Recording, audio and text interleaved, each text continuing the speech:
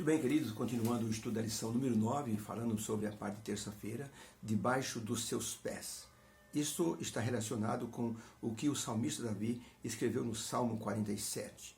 Nós podemos perceber nesse salmo que aqueles que servem a Deus olham as profecias e têm um anseio no coração de que as coisas, as promessas contidas nas profecias aconteçam logo e Jesus volte a este mundo. Para confirmar este anseio, nós olhamos para o livro do Apocalipse e lemos ali sobre a vitória de Deus sobre a besta, o falso profeta e sobre o dragão. E dessa forma, nós percebemos que Deus tem um desejo de dar aos seus filhos a vitória para que possam viver para sempre de maneira plena, uma vida eternal na Nova Jerusalém, onde Deus será adorado por todos os salvos, milhões deles estarão salvos e comporão assim a grande jornada para a Canaã celestial, da terra para o céu. Jesus mesmo os guiará e será um momento glorioso. Zacarias, o profeta Zacarias, ele menciona isso em muitas profecias, principalmente no capítulo 14. Ele fala sobre o Deus maravilhoso, o Senhor Jesus, que reinará, que colocará os pés na terra, que dominará tudo. Por isso é importante que nós então enfatizemos através das profecias que o domínio divino será um domínio que vai conceder aos salvos o direito de vitória. E Jesus nos garante essa vitória porque ele se tornou o vitorioso. E o vitorioso para levar para o céu uma humanidade resgatada. Pergunta número 3. Pelas palavras do salmista, que lugar nós ocuparemos ou ocupamos no reino de Deus? A palavra está em Salmo 47, de 1 a 4. Diz assim: batei palmas todos os povos, aclamai o Deus com voz de triunfo, porque o Senhor Altíssimo, ele é tremendo e rei grande sobre a terra. Ele nos subjugará os povos e as nações debaixo dos nossos pés, e escolherá para nós a nossa herança, a glória de Jacó, a quem amou.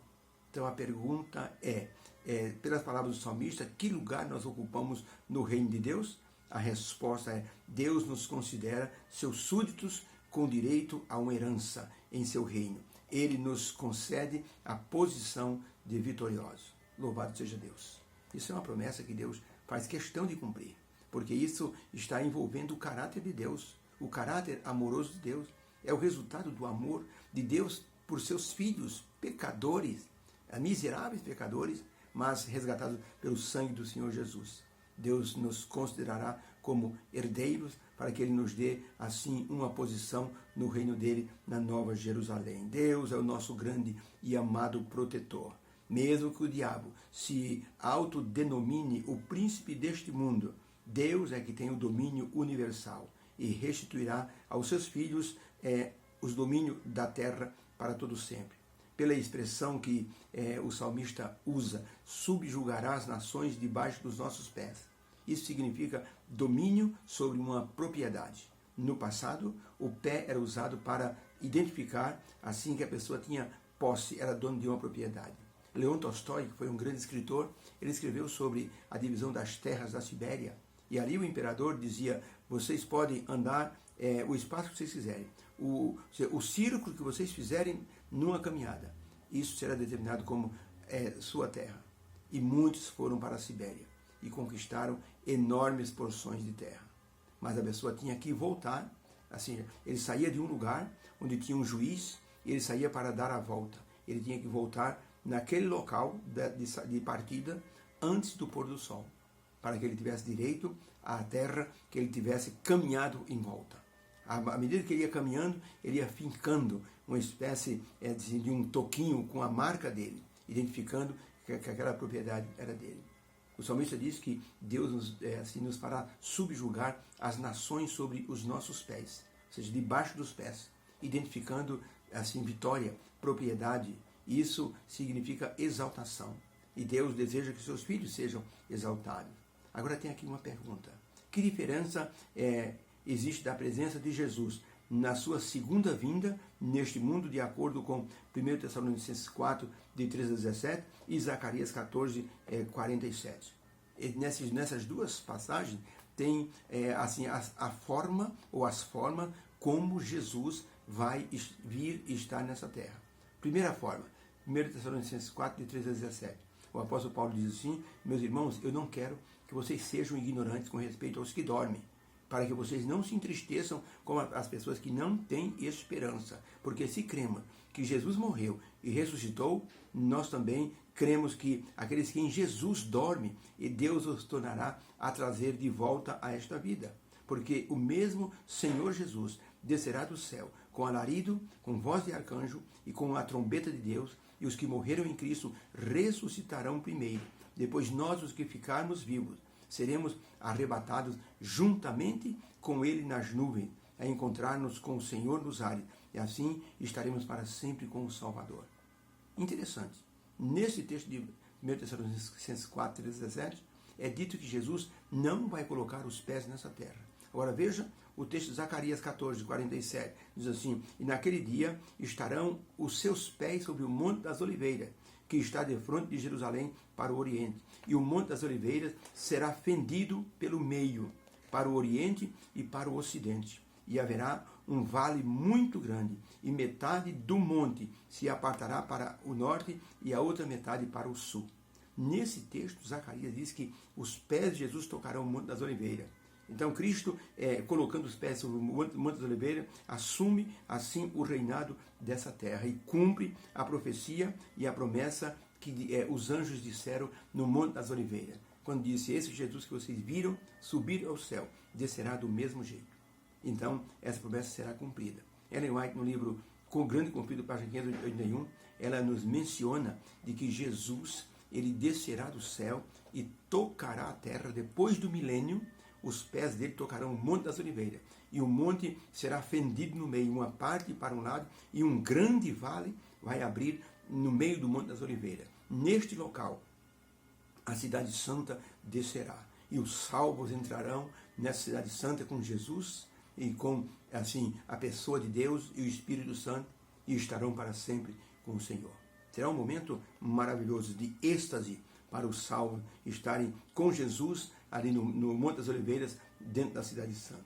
Quando nós nos deitamos para dormir, nós, assim, num trem, pense num trem expresso. Um trem expresso que existem no Japão, existem, por exemplo, nos Estados Unidos, o chamado trem-bala. São chamados trens expresso. A pessoa entra nesse trem, tem um camarote, com cama, a pessoa deita e fica tranquilo. E deixa o trem correr. Então, isso a pessoa nem conhece o maquinista, mas entrega, assim, os seus cuidados na mão do maquinista. Um trem expresso tem duas coisas importantes. A primeira coisa, a lanterna da frente, o poderoso farol, ilumina os trilhos para que aquele trem possa, assim, ter visibilidade, o maquinista ter visibilidade, assim, da pista, dos trilhos, e então ele continua a viagem. E o trem também, um trem expresso, tem outra particularidade. Existe um funcionário que fica na parte de trás do trem expresso. A função dele é cuidar das lanternas traseiras, para que nenhum trem atrasado que esteja vindo em velocidade faça uma colisão ou tenha uma colisão com o trem expresso que está indo para o seu destino. Essas duas particularidades ilustram, na verdade, que nós estamos indo no caminho para o céu. É um trem expresso. A nossa vida é como se fosse um trem expresso. Estamos numa viagem. E Deus permite que o farol que ilumina a nossa caminhada, a nossa viagem, é a palavra profética. A palavra profética ilumina a frente da nossa vida. Nós enxergamos os acontecimentos do mundo, enxergamos as coisas que estão por vir, e Deus nos dá essa capacidade através da palavra profética. A lanterna traseira é a inspiração do Espírito Santo, é a condução, é o Espírito Santo nos guiando e permitindo que o nosso testemunho ilumine a vida de outras pessoas que estão vindo atrás da gente. Há pessoas que estão nos vindo. Hoje, nas redes sociais, existe muita expressão, estou seguindo. Você segue uma pessoa, por exemplo, no Instagram, por exemplo, e você chega lá e diz, essa pessoa está se seguindo. Aí está escrito lá, seguir de volta. Aí você clica e você passa a seguir aquela pessoa. Tudo que acontece na vida daquela pessoa, que ela publica na rede social, você acaba vendo e vindo para você. Então, veja, o Espírito Santo, ele nos permite, assim, caminhar na vida cristã, e pessoas vão nos seguindo, vão nos olhando. E, veja, essa lanterna traseira é o Espírito Santo iluminando a nossa vida, para que outras pessoas possam encontrar o caminho da salvação. Deus nos abençoe. possamos ver no livro do Apocalipse, no livro de Salmo, a inspiração para que nós possamos entender como Deus nos fala através da palavra profética. A Nova Jerusalém será a morada do santo. Jesus vai tocar no Monte das Oliveiras, ele vai abrir no meio e a cidade santa vai pousar ali. Isso é maravilhoso. Deus nos abençoe. Para que possamos entender que Deus quer o melhor para todos nós. Como diz o salmista, ele quer nos fazer vitoriosos e ele quer nos dar um lar eterno. Deus abençoe a tua vida. Amém.